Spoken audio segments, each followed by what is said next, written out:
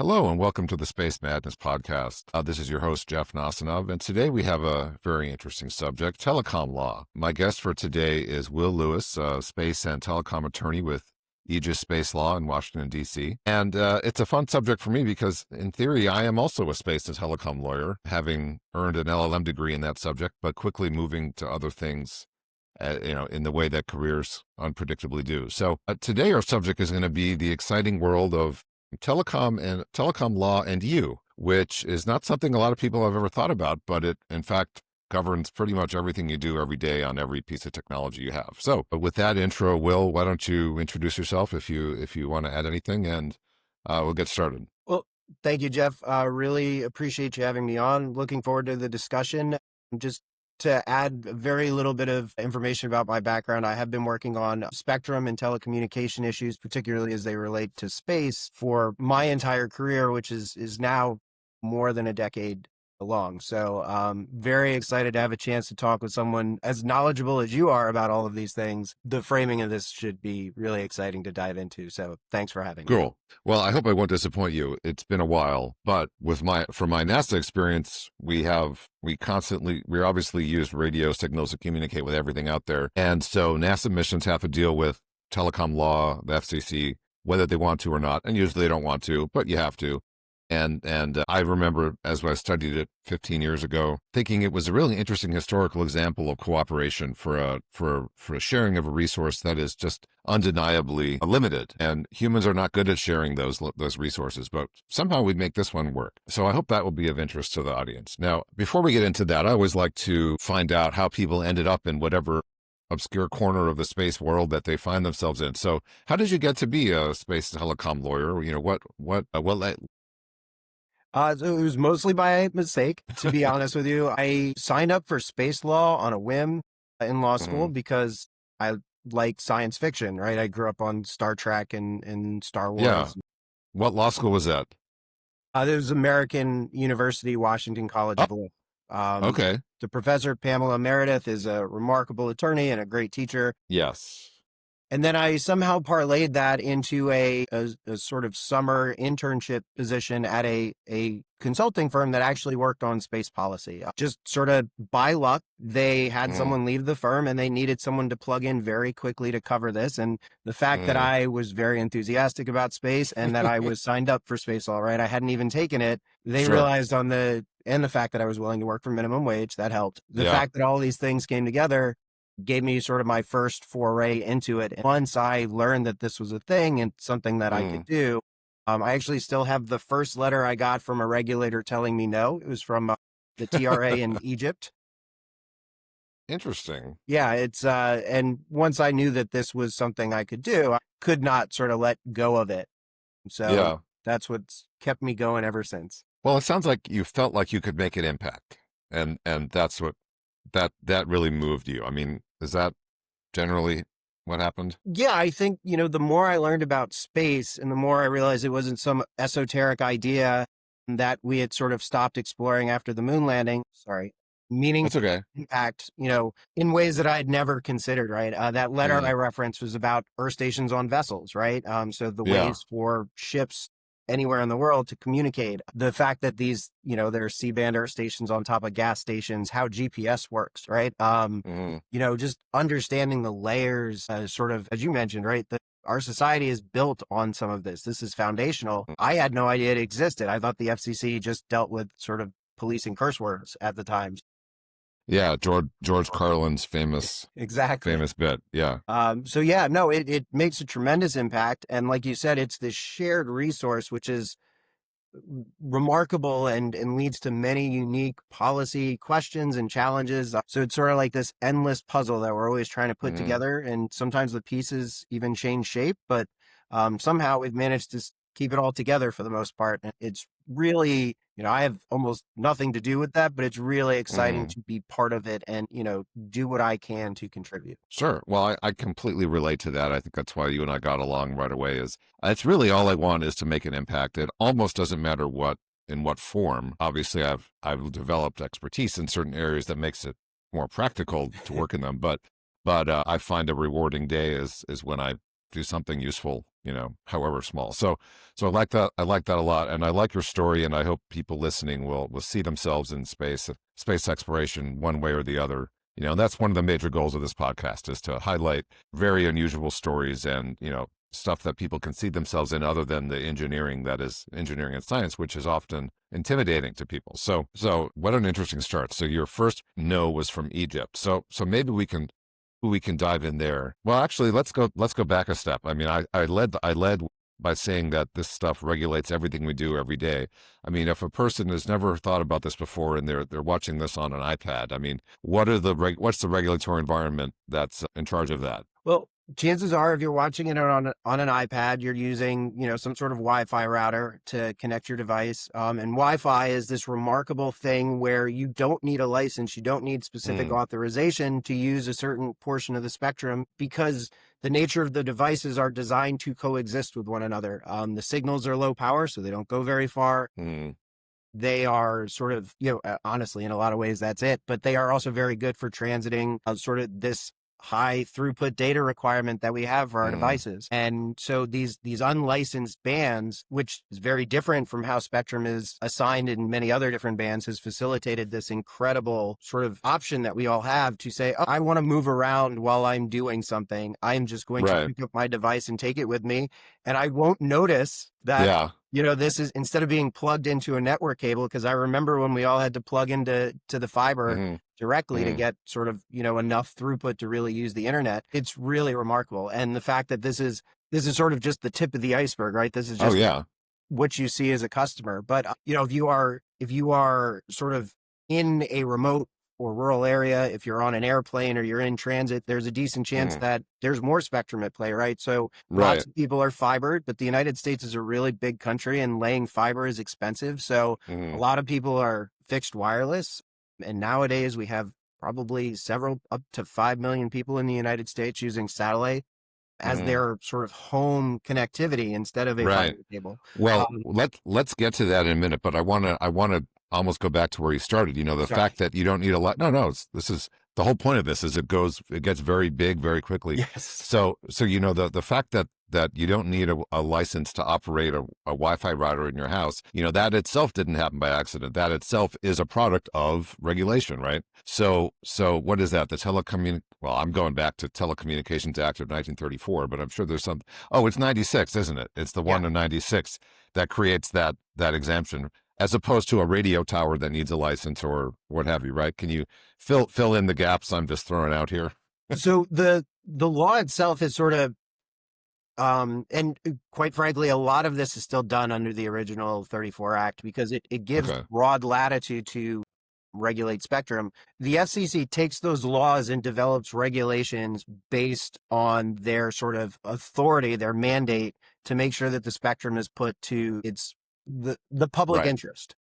And so different technologies lead to different sort of assessments, right? Broadcast television has a very Mm, different sort of licensing scheme than mobile wireless networks, mm, which have, some of these folks will purchase their spectrum at auction. And even though they don't truly own it, they effectively own it and they have exclusive use. Whereas mm, most satellite bands are shared by different operators because there are ways, because of the geometry, because of the nature of the signals, to have multiple operators sort of operating side by side in these bands. mm, Broadcast is sort of famously geographically sort of separated, right? Because you are transmitting on a signal as far out as you can, and you don't want someone else's signal to hit in. I mean, I think anyone who's had the radio on and driven mm. through multiple states has experienced one radio station fading out, another in. That's just different licensees using the same spectrum. Yeah. Well, it's funny you mentioned that. Reminds me of something that I saw when I was in college. It was like 2001, where it turns out my wireless keyboard it was an early wireless keyboard. It was interfering with the neighbors, and so I was typing onto his computer and he was typing onto mine. That reminds me of something I like to point out to people: is if you look closely at any wireless device, there'll be a little sticker that says this device accepts all interference. And does not, something like that. So I always assumed that was just you can't shield to a certain point, and I never actually figured out what required that, but sure it's in there somewhere. Yeah, no, I mean, that is the distinction between licensed and unlicensed, right? If you have a license, Mm, there's some expectation that you are protected, and there are variations to how much protection you have. But the idea of unlicensed is, hey, I know that if I use this and someone comes and blows my signal out of the water, I can't go to the FCC and complain about it. mm, And so that gives you that freedom, because there is sort of, I guess, less at stake, and people have sure. accepted the risk of that in exchange for this incredible sort of capability. Convenience. Yeah. Yes, exactly. Yeah. Well, and it really represents a remarkable sharing of a limited resource that, I'm sure that will be, I'll keep coming back to that over the course of this episode. But it's satisfying to me because it's just simply a law of nature that we can't BS it. This is how the radio spectrum works, period. And all humans have the same problem. And it almost unites us in a way, that's hard to argue otherwise. Now you mentioned satellite internet, Starlink. So that presents the scenario where the Wi-Fi signal coming from your router is unlicensed, but the signal reaching your house is. So I'm curious, and back when I studied telecom law, there was no satellite to home. So I don't even think I ever looked at it. But how does that work? And we're kind of jumping straight from unlicensed home, that the microwave might interfere with, all the way up to modern satellite internet. So how do we connect those two? That is another case. So to give you a sort of sense of things, Wi-Fi, is down in the 2.4 or the 5 gigahertz range, Mm, and they'll have tens of megahertz of spectrum to play with. Starlink, for example, and then the other sort of direct-to-home providers or geo operators, although mm. Kuiper's coming quick. Oh, sorry. Amazon Leo's coming quickly. Yes, as of Um, yesterday, Amazon Leo. yeah, that certainly news. The idea is that they are delivering it in KU band or KA band, where Mm, they now have hundreds of megahertz, or in KA, but actual gigahertz of spectrum in which they can transmit their signals. And so they obtain licenses and part through the FCC to use this spectrum for this purpose, and it's allocated for that. So there's no problem there. And part of their application process is demonstrating, either by existing ITU rules or coordination agreements, that they mm, can operate in this band and not cause harmful interference to the other users in this band. And so when they're able to do that, they're able to go through the procedural sort of roadmap for the FCC. mm, There are other non-spectrum related issues as well, but a big part of it is how are you going to sort of point your earth stations at the right satellite? How are you going to make sure mm, that your satellite is operating in the right band in the right place? If you have a coordination agreement, for example, with another operator, the FCC, and I do want to emphasize, sort of, when we talk about Wi-Fi or we talk about mm, Starlink, the FCC at every step of the way has been very clever in coming up with rules for these previously, just science mm. fiction like technologies that have Yeah, facilitated this explosive growth to the point where we're just like, isn't this how life has always been? interesting. So I think the FCC at the time when the NGSO sort of explosion was happening could have very Mm, easily said, we don't really know what to do here. We're not going to let it happen. And instead, mm, they sort of figured on the spectrum side that we would figure it out as an industry because it was in our best interest to do so. And while sometimes I think that reasoning has its shortcomings, in this case, it mm. worked out really well because, as you said, there's no BSing physics, right? Physics is physics. You can't get around it. Yeah, And if you can't use your spectrum, you have no business. So it sure. does sort of force the issue with these folks. If you want to provide a reliable service to customers, you have to play nice with the other users in the band, or else they have Yeah. the ability to impact your service as well. Well, that's a nice story of the government effectively kind of shepherding a new technology and in commercial space there's a lot of complaints about that speed, particularly with launch approvals. Hopefully I'll have someone on soon from the Office of Space Commerce actually Oh, talk great. about that. Yeah, so you in that segment you mentioned the ITU. And I think a lot of the NASA people who listen to this, the mission side people, they certainly know the FCC. They might know less about the ITU. So can you tell us about that and how the FCC relates to the ITU and all that stuff? Yeah, absolutely. So ITU stands for the International Telecommunications Union. It was actually created in like the mid 19th century for telegraphs. That was sort of the original purpose of it, and it has since morphed into the global body Mm, for propagating sort of spectrum policy. It is a consensus organization, which is really remarkable. You don't see much of that Wow. anywhere. And you do see, there are certain countries that don't make an appearance for a variety of reasons. Most of them just, Hmm. it takes a lot of resources to not just send people to these meetings, fully grasp spectrum policy. Sure. But you do see sort of, I would guess, at least 100. I went to WRC and sorry, the World Mm, Radio Conference is where they get mm, together every 3 or 4 years to set new policies for new technologies and services. mm, And in my experience, it's 100+ countries show up.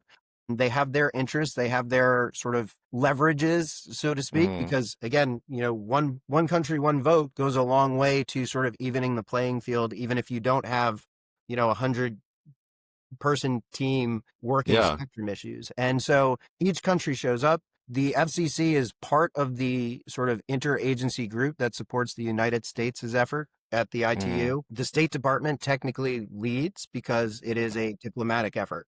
okay. But and state has some incredibly knowledgeable people, but they don't have the spectrum bench that the FCC does because of Okay. the difference in the mission. So the state will typically lead. When I had the great fortune of working with a former State Department head diplomat when I was Mm, at Amazon, and they are remarkable people, the people who are chosen to lead those delegations. And the FCC tries to give the technical understanding, help inform the mm, State Department of, hey, these are our industries and this is why this is important to the United States. And then they sort of ride shotgun and play a big role in engaging the other countries.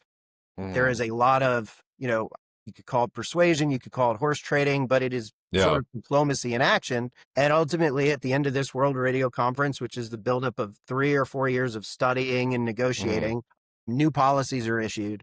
And it's been really interesting to watch that unfold. Sometimes people say, "Oh, it's too slow for new technology and things like that," but I think they've been quite good. In fact, the spectrum that Starlink depends on, OneWeb mm. depends on, this was identified in 1998, right? Or before. So the ITU has Interesting. actually, in a lot of ways, been very forward looking in how they do things. And Mm, sometimes I think they're way ahead of time. You'll mm. hear folks say, "No, it doesn't have anything for our new space services."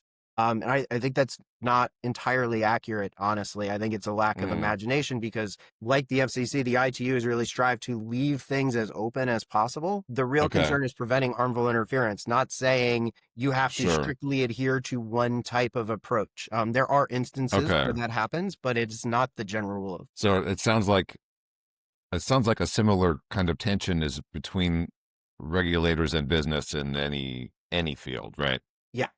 What I Okay. would say is different here is that we do basically in space have the two layers, right? Because if you Mm, get an FCC authorization to fly a spacecraft, you also then need to submit a filing to the ITU that mm. requires their approval and then coordination with all the other systems in the world using that spectrum band. So it's sort of Okay. a dual layer of regulation that in some ways is even within the spectrum world, very distinct because mobile operators don't need an ITU filing, right? They work domestically, they work within Uh-huh. the local rules and Mobile regulations. operators being a cell phone company. Exactly, like Okay. Verizon. Okay. Yeah. Okay.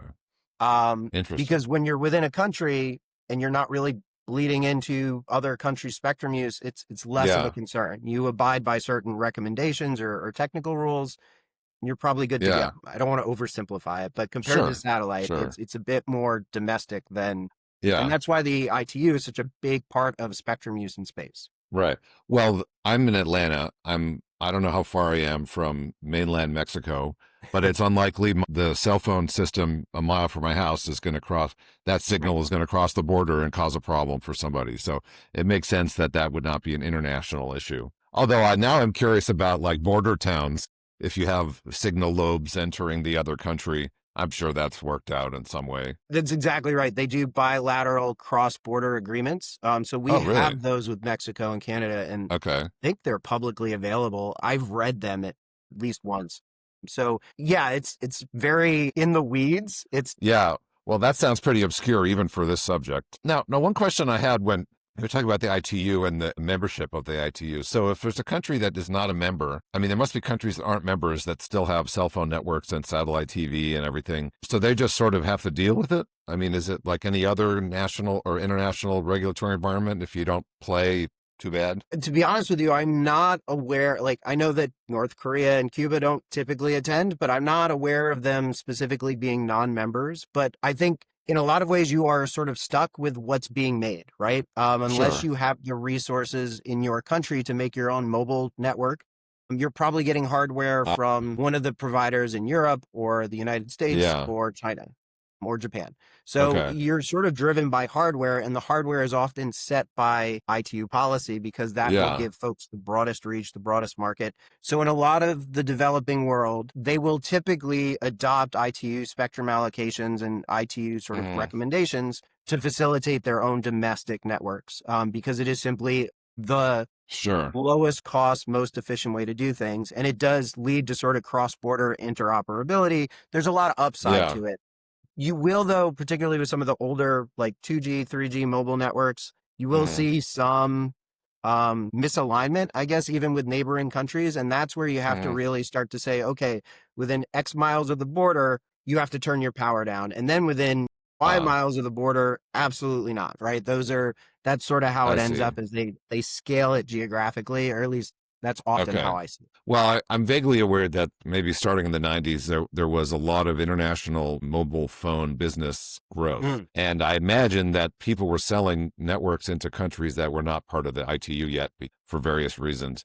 And I wonder if that's your typical scenario of business being faster than regulatory bodies, governments. I mean, is this an acknowledged thing that happened, or am I just making this up? So, I mean, I don't have any knowledge of this, but again, even Mm, what I would say is when whoever is developing this hardware, they are almost mm, certainly referring to the ITU sort of recommendations. Because again, the idea I is if see.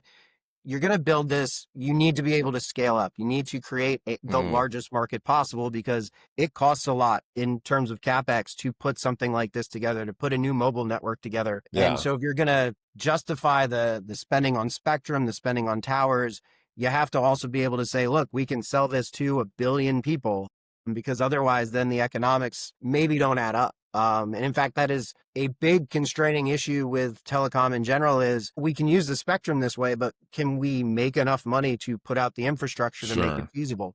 That for a long sure. time was satellite's biggest problem. And then it Yeah, turns out, hey, if you also are your own launch provider, maybe someone can make it work.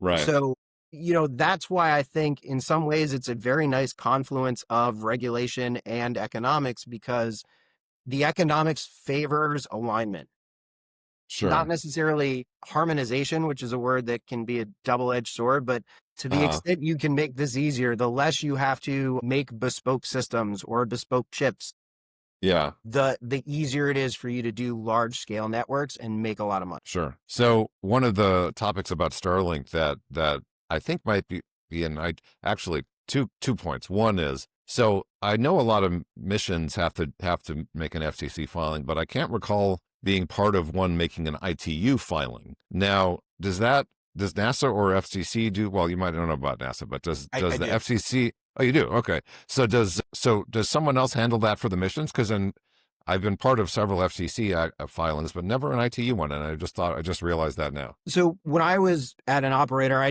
didn't even know about this, right?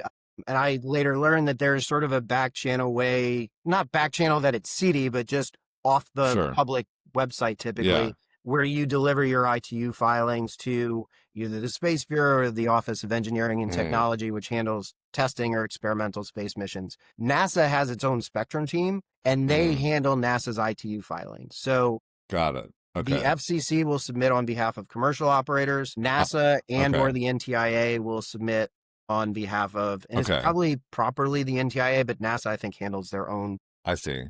their own business. But you have different sort of systems for U.S. commercial and U.S. government, but they both file with the ITU. But it's Okay. such a Now, specialized area that until yeah. you are sort of the only person that someone might ask to do it, it's hard to sort of learn about it or even really be part of the effort. Now, NASA is increasingly using CubeSats and constellations of CubeSats for science missions. And one of the ways I think this is the reason and those missions sometimes have to do their own FCC filing if it's not a NASA center that's leading the effort. So that seems to be almost like a new wrinkle in this. if an operator like a university, for example, has to do their own FCC filing, does that mean they also have to do their own ITU filing? I mean, we're really getting into the weeds here, probably too far for anyone listening. No, I mean, but yeah. So NASA has a growing number of commercial partnerships, and this Yeah. sort of distinct system for sort of the two elements is definitely at play right now. Hmm. And so, yes, if a university has contracted to do a mission for NASA, but they own and operate the system, then they have to go through the FCC. I have a client on file who is carrying up a NASA satellite, and then Hmm. they're going to cross-link with each other after releasing the satellite. Hmm. NASA has to license its CubeSat, and then my client has to license the larger spacecraft that's bringing the satellite up and then sort of Sure. rendezvousing with it and doing the inspection mission. So there is tension because sometimes NASA and the FCC perceive their ITU responsibilities differently. And Hmm. sometimes folks just don't know how one side works and the other side works. The only Sure. reason I know is I've kind of had to learn because of the nature of my Yeah. position. It is a parallel path in most instances, but as NASA and the commercial industry or just the government in general further intertwine, there will be some Hmm. complications in terms of using spectrum that the government, U.S. government has a different perspective on than the ITU and things of that nature. Yeah. But generally, I think, at least at the moment, there are enough resources and enough expert personnel on hand to sort of figure Hmm. these out case by case. But I would not be surprised to see this become more of a problem as more gets Sure. offloaded to commercial. And these missions are already, I think, overloading the personnel on hand, and there's only Okay. more of them to come. So Yeah. you know, it's working, but I do think Yeah. there's the potential for complications in short order. Well, speaking of problems, do you think is there a role at the FCC or elsewhere, for that matter, for the light pollution problems that are complained about with Starlink and other large volume satellites? Is there at any point in that regulatory process, is there a question asked, well, how much of this is blocking the sky, or how much sky is this blocking? Are we affecting astronomical observations, or even radio communications from other systems, not from the satellite's transmissions, but just from their bulk volume? I mean, is Right. that considered? I think I might know part of the answer, but I'm sure I don't know all of it. So, and I'm shooting from memory here a little bit, but as I Mm, recall, the larger systems are all subject to coordination of sorts with the astronomical bodies that have raised mm, the light pollution issue. The commission, unlike other spectrum regulators around the world, has authority not just over the spectrum transmissions, but the facilities transmitting the radio facilities, mm, the hardware, right? And on mm, the ground, that's your wireless towers or your cell phones. That's how you know they're not radiating you when you're using them. mm. In space, it is saying, hey, you can't run into other satellites because that will make it hard for them to transmit. Yeah. And I think in some ways that's how they're applying their authority on the light pollution side, which is, hey, this is part of your facility, your radio Mm, facility, and we have a duty to manage the public interest. And the public interest unquestionably includes looking at the stars.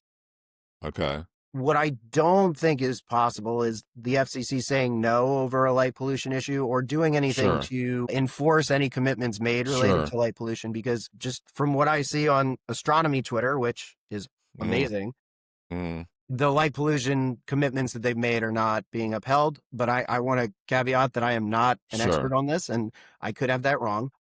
But Sure.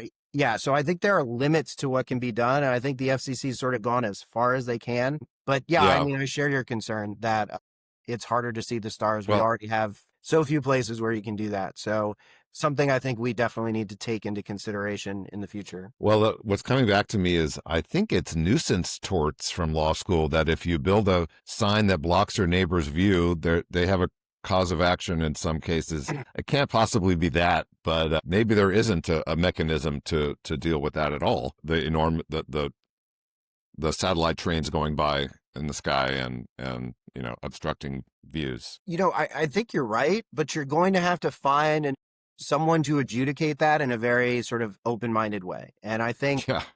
Yeah. just the last environmental case against Starlink that I'm aware of was from Mm. Viasat, and it was in some ways, I think, premature because Uh, it did. Go ahead, sorry. no, I want to.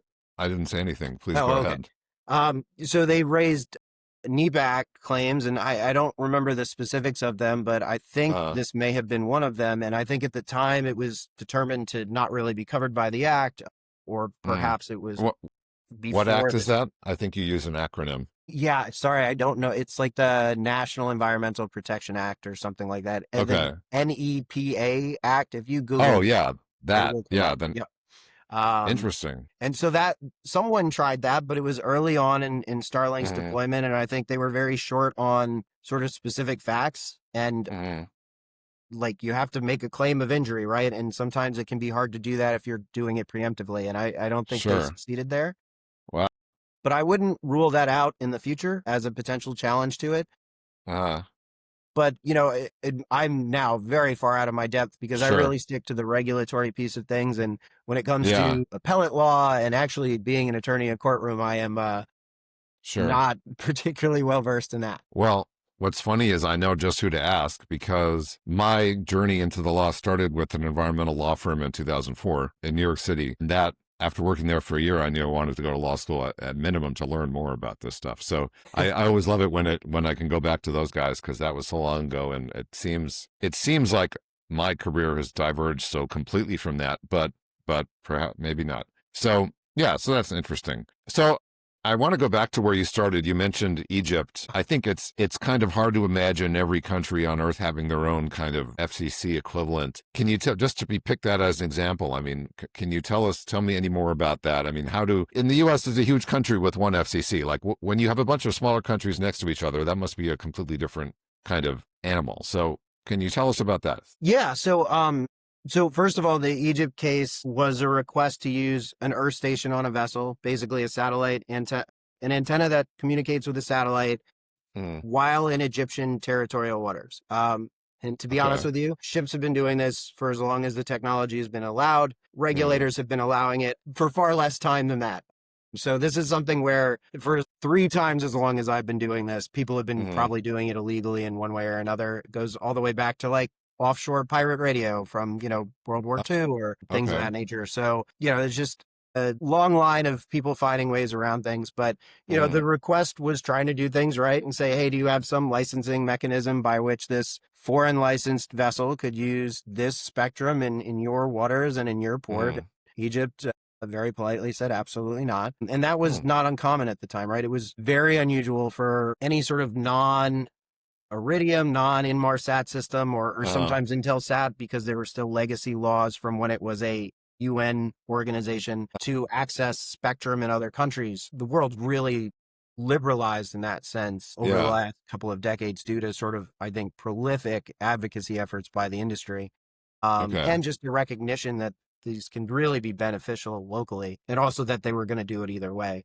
This way, at least you get paid for your spectrum. So, you know, Okay. and that's a big part of it internationally as well, as there are fees. And in the United States, there are fees to sort of cover the administrative cost of processing the application.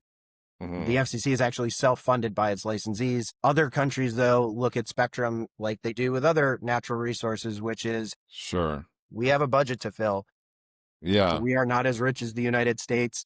So they are often much smaller. And when you talk about countries that are grouped together really closely geographically, they tend to at least meet and try to find Mm, alignment, right? They will never, in my experience, sacrifice in a significant way their sovereignty or their national interests. But, Europe meets on a regular basis to establish baselines, and then countries will sort of mm, pick and choose what they want and tweak things mm, here or there, but generally it is in everyone's interest to be sort of pointing in yeah. the right direction. In Africa, they have sub-regional groups that meet on a regular basis, and there's constant sort of coordination between them. Mm, Again, part of it is just, hey, let's make sure that we're doing something that there's hardware available to do, but let's yeah. also make sure we're not causing more problems for ourselves than we need to, because Sure. most of these organizations just don't have the resources to sort of do their own rulemaking, and they don't have the engineering staff to figure out how this is going to work independently.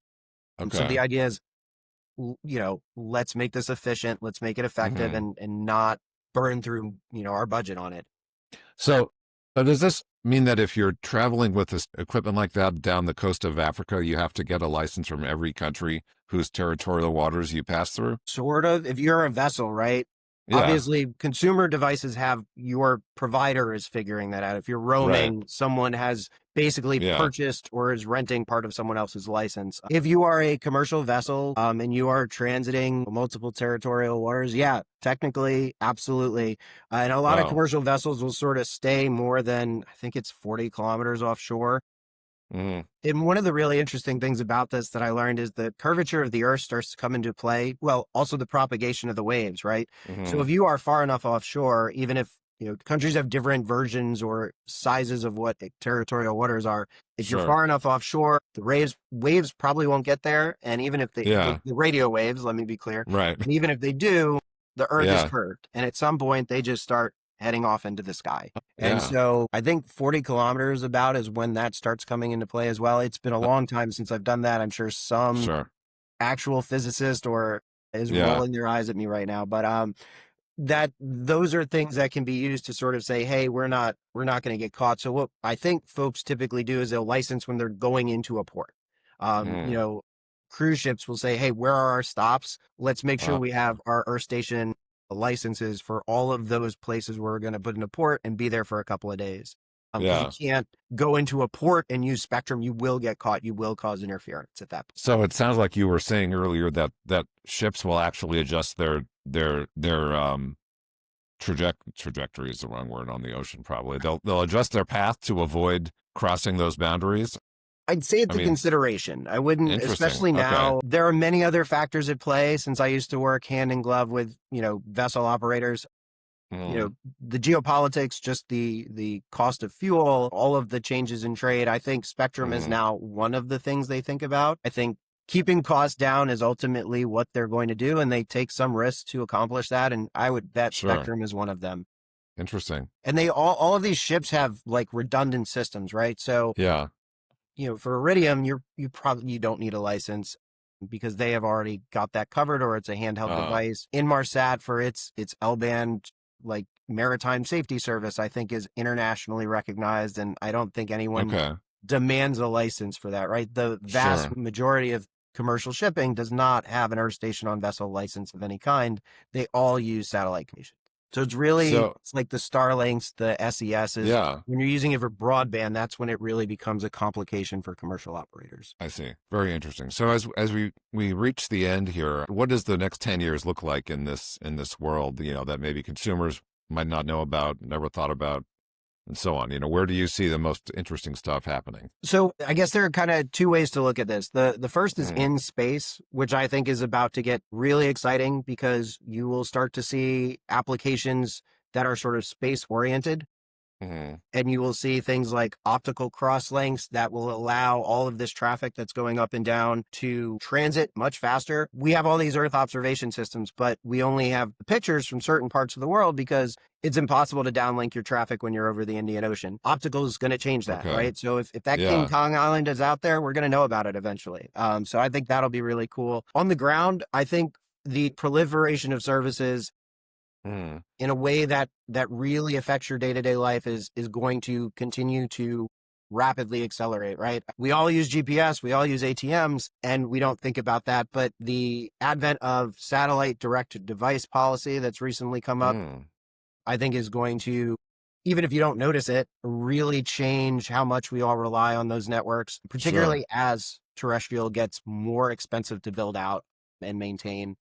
Mm. The other thing that I am really excited about in terms of on the ground is there are new global positioning systems, Mm. not just sort of pictures of the Earth, but all these different ways of imaging and mapping out the Earth. And we see how LiDAR systems, how infrared systems, how SAR all present this new type of information that we were unaware of, maybe like what's under Yeah. our feet, even. They find like ancient cities that have been buried for thousands of years Yeah. using satellite imagery. It's pretty remarkable. So, I can't specifically say how this will come into play, but, certainly in the geopolitical context, we're already seeing it.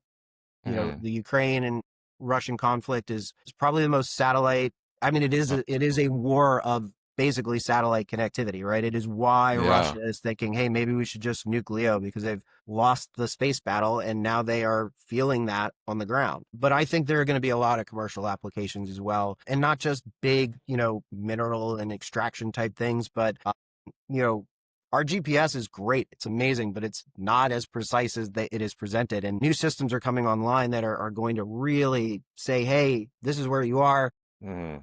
this is everything that's potentially in the way of you and trying to get there in real time. The more these systems integrate, the more the latency of the data traffic is slowed down or sped up, excuse me. Mm-hmm. I guess latency is shrunk there. The less Sure. latency we're Sure. dealing with, the faster this stuff gets here. The edge computing systems that are being applied Mm-hmm. to both on orbit and on the ground, we're going to see seamless integration of these services in a way. I don't know if anyone's seen Ghost in the Shell or anything like that, Mm-hmm. but you look at like fully integrated heterogeneous networks that create these digital images of basically anywhere in the world in an instant. We Yeah. probably won't be there in a decade, but we will be 2.5 steps closer, I think, than where we are now. Yeah. And it's sort of scary, but also really exciting. And, maybe we do it in a way that it is actually really beneficial. Well, I think that's a great theme to end on. I certainly hope the benefit of all of this advancement is shared. I really want to thank you for joining me. I think we could have gone on for another hour. Maybe we'll do another one, particularly about drones. Now that I'm Oh, yeah. curious, but we do need to wrap this one up. So I want to thank you again for joining me on this episode of the Space Madness podcast. And have a great day. And the next time you pick up your phone, just spare a thought for the enormous army of regulatory lawyers that make it all possible. So thanks again. Thank you, Jeff. Really appreciate what you're doing. These are great questions. And I really Thank you. thank you for having me on. This was a lot of fun. My pleasure. Thank you.